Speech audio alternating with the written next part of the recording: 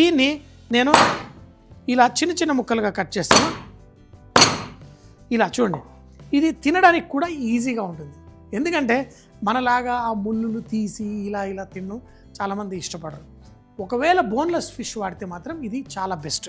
Fish అయితే cut అయి ready అయిపోయింది. ఇప్పుడు గ్రేవీ ప్రాసెస్ మనం కుక్ చేసి పేస్ట్ చేసి మళ్ళీ దాన్ని కుక్ చేస్తాం. అది ఎలా చేయాలో చూడండి. ఫిష్ ముక్కలు కూడా మనం సపరేట్గా ఫ్రై చేసుకుంటాం. సో దీన్ని చేయడానికి ఫస్ట్ నూనె వేసుకోండి. ముఖ్యంగా ఇలా నాన్ స్టిక్ లాగా ఉంటే బాగుంటుంది. ఉప్పు ఎందుకు ఉంది అంటే మనం ఒకవేళ మీరు నాన్ స్టిక్ వాడకపోయినా ఈ ఫిష్ ముక్కలు కింద అంటుకోవు. ఎందుకంటే ఫిష్ చాలా డెలికేట్ మీట్ ఉంటుంది, ప్రోటీన్. మనం ఒక వేడి పెనం మీద వేయగానే అంటుకుపోతుంది. ఈ ఉప్పు ఏం చేస్తుందంటే కింద అంటుకోకుండా ఒక మంచి నాన్ స్టిక్ లేయర్ మనకి క్రియేట్ చేస్తుంది. ఈ ముక్కల్ని ఇందులో వేసేసుకోండి. ఒక్కొక్క ముక్క ఒకదానికి ఒకటి తాకకుండా ఫ్రై చేసుకోండి. చూడండి, చిన్న చిన్న ముక్కలు తినడానికి ఈజీగా ఉంటుంది. ఇలాంటి ఫిష్ కర్రీ నాకు idli fish curry, dosa fish curry అలాంటివి చేసుకునేటప్పుడు కూడా ఫిష్ ఇలా ముక్కలు కట్ చేసుకుంటే బాగుంటుంది. అంటే ఒక్క బైట్లో మనకి పీస్ తినొచ్చు. ఒకవేళ బోన్ ఉన్న చిన్నగా ఉంటుంది. ఇలాంటివి ఎక్కువగా బోన్లెస్ చేసుకోండి, లేకపోతే పెద్ద ఫిష్ చేసుకోండి. చిన్న చిన్న ఫిష్ది ఇట్లా ముక్కలు కట్ చేస్తే మీకు ఆ మజా రాదు. సో ఈ నూనెలోనే మనం దీన్ని స్లోగా వేయించండి. ఒక్కొక్క పీస్. ఇంకొకటి ఏంటంటే ఈ రెండు పక్కల తిప్పాలనుకోండి, తిప్పడం కూడా ఫిష్ కొన్నిసార్లు కష్టమవుతుంది. ఇలా అంటుకుంటుంది, దాన్ని తీసేటప్పుడు ఇరిగిపోతుంది. ఇలా ముక్కలు ఉందనుకోండి, అలా లైట్ ఉప్పేసానే చూడండి, ఒక్కొక్క ముక్కని ఇలా పైన గాల్లో ఎగిరేసుకుంటూ దీన్ని కుక్ చేసుకోవచ్చు. కొంచెం సేపు ఫ్రై అయిన తర్వాత మనం ఇందులో కొంచెం అంత పసుపు వేసుకుందాం. ఇప్పుడు లైట్గా పసుపు దీనిపైన ముక్కలు లైట్గా ఫ్రై అయిన తర్వాతనే వేసుకోండి, ఎక్కువ వేయకండి. కొంచెం మళ్ళీ గ్రేవీలో మళ్ళీ వేసుకుందాం. ఇప్పుడు చూడండి, పర్ఫెక్ట్. ఇంకా కొంచెం ఇప్పుడు ఏమవుతుందంటే ఆ మీట్ లైట్గా కుక్ అవుతుంది. ఆ కుక్ అయిన దానిపైన కూడా మనం ఇలా కారం లైట్గా అనుకున్న దానికంటే కొంచెం ఎక్కువ వేసాను. దీన్ని కూడా మనం టాస్ చేసేసుకుందాం. ఆహా, పీసెస్ అదే నూనెలో ఫ్రై అవుతాయి. చూడండి, ఇప్పుడు ఈ ముక్కలు కొంచెం ఫ్రై అయిపోయాయి. దీన్ని మనం తీసి సపరేట్గా ఒక బౌల్లో కానీ ఒక ప్లేట్లో కానీ పెట్టేసుకుందాం. ఒకవేళ బౌల్లో పెట్టేసుకుంటే ఆ నూనెని మళ్ళీ కూర వాడేటప్పుడు వాడేసుకోవచ్చు. ఇది కారం పసుపు వేసాను కదా, అది మాడకుండా ఉంటుంది. ఇప్పుడు ఈ ముక్కలతో సహా ఒక బౌల్లో తీసేసుకోండి. కొంచెం నూనె మనకి కూరలో అవసరం కదా, తర్వాత ఇదే నూనెని ఇందులో వేసుకుందాం. ఫస్ట్ అయితే ఈ కూర చేయడానికి ఇది చెప్పాను కదా, పేస్ట్ చేయాలి మనం. మళ్ళీ కొంచెం నూనె వేసుకొని ఇందులో కొబ్బరి చిన్న చిన్న ముక్కలుగా, ఎండు కొబ్బరి ఇది ముక్కలుగా కట్ చేసుకున్నాను. అలాగే అల్లం చిన్న చిన్న ముక్కలు, వెల్లుల్లి రెబ్బలు, కొంచెం కరివేపాకు కూడా మంచి ఫ్లేవర్ వస్తుంది, ఇందులోనే వేయండి. ఎండు కొబ్బరి, అల్లం, వెల్లుల్లి దీంట్లో స్లోగా వేయించండి. అయితే ఇది పేస్ట్ చేయాలి కాబట్టి ఇందులో ఉల్లిపాయలు, ఆల్రెడీ ఫిష్లో కొంచెం ఉప్పు వేసాను, ఇందులో కూడా కొంచెం ఉప్పు వేస్తున్నాను కాబట్టి లాస్ట్లో మీరు గుర్తుంచుకోండి ఉప్పు మరీ ఎక్కువ అవ్వకుండా. ఎందుకంటే కూరలో అన్నిటికంటే ముఖ్యం ఉప్పు. కొంచెం తక్కువ ఉన్న తర్వాత వేసుకోవచ్చు, కానీ కూరల్లో ఉప్పు ఎప్పుడూ ఎక్కువ వేయకూడదు. సో ఈ ముక్కల్ని, ఈ ఉల్లిపాయలు ఇప్పుడు లైట్గా కలర్ వచ్చేంత వరకు వేయించుకోండి. ఉల్లిపాయలు కొంచెం లైట్గా కలర్ వస్తుంది. ఇందులో పచ్చిమిరపకాయలు కూడా వేద్దాం. పచ్చిమిరపకాయలు ఈ ఫిష్ కర్రీలో ఒక మంచి ఫ్లేవర్ని యాడ్ చేస్తుంది. అందుకే చాలామంది కొంచెం ఎక్కువనే వేసుకుంటారు పచ్చిమిరపకాయలు. ఇది ఇంకా కొంచెం వేగితే చాలు, తీసి మిక్సీ జార్లో వేసి పేస్ట్ చేసేసుకుందాం. చాలు. దీంట్లో చూడండి ఉల్లిపాయలు బ్రౌన్గా అయింది. ఈ మిక్సీ జార్లో వేసేయండి. కొన్ని నీళ్లు పోసుకొని పేస్ట్ చేయండి.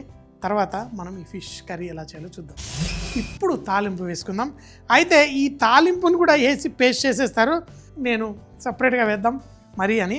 అయితే ఎండుమిరపకాయలు వేయకుండా కేవలం ఆవాలు, జీలకర్ర, మెంతులు, గ్రేవీ సిల్కీగా మనకు ఉండాలి. ఇందులో ఆవాలు వేసుకోండి, కొంచెం జీలకర్ర, చిటికెడు మెంతులు. ఈ మెంతులు ఒకసారి ఇట్లాంటివి చేసేటప్పుడు కొంచెం అవాయిడ్ చేయాలి. పర్ఫెక్ట్గా పులుసు ఎక్కువసేపు కుక్ చేసుకునే దాంట్లో అయితే మెంతులు వేసుకోవచ్చు. ఇందులో లైట్గా కరివేపాకు, అలాగే మనం ఇప్పుడు తయారు చేసుకున్న పేస్ట్. ఆహా, వేసి ఇందులో ఆ మిగిలిపోయిన కొంచెం పసుపు, కారం, ధనియాల పొడి,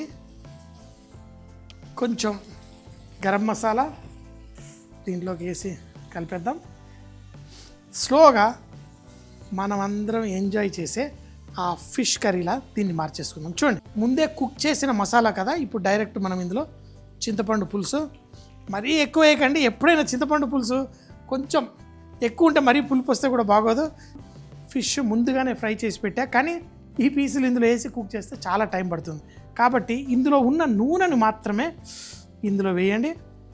ఆ ఫిష్ ఫ్లేవర్ అంతా ఈ నూనె ద్వారా మనకి ఇందులోకి వస్తుంది. ఈ డిష్ రెడీ అయిన తర్వాత మనకి ఎప్పుడైతే గ్రేవీ పర్ఫెక్ట్గా కుక్ అవుతుందో అప్పుడు అందులో ముక్కలు వేసుకుందాం. ఆ ముక్కల్లో కొంచెం ఉప్పు, కారం, మసాలా కూడా పట్టింది, తినడానికి చాలా బాగుంటుంది. మీకు కన్సిస్టెన్సీ గ్రేవీ ఎలాంటి కన్సిస్టెన్సీ కావాలో, ఉప్పు తక్కువగానే ఉంది, ఇంకా పడుతుంది. ఉప్పు కరెక్ట్గా వేయకపోతే మనకు ఆ పులుపు కూడా తెలీదు. ఇప్పుడు నా సామిరంగా ఇది కుక్ అయిన తర్వాత ఎంత టేస్టీ ఇందులో అన్నంతో తినండి, ఇడ్లీలతో తినండి, దేంతో తిన్నా భలే సూపర్గా ఉంటుంది. ఇప్పుడు ఈ ఫిష్ ముక్కలు ఇందులో వేసాను. చూడండి, ముక్కలు ఎక్కడా విరగవు, పర్ఫెక్ట్గా గ్రేవీలో కలుస్తుంది. తినడానికి చూడండి అన్ని పీసులు ఎంతో పర్ఫెక్ట్గా ఉంటాయి.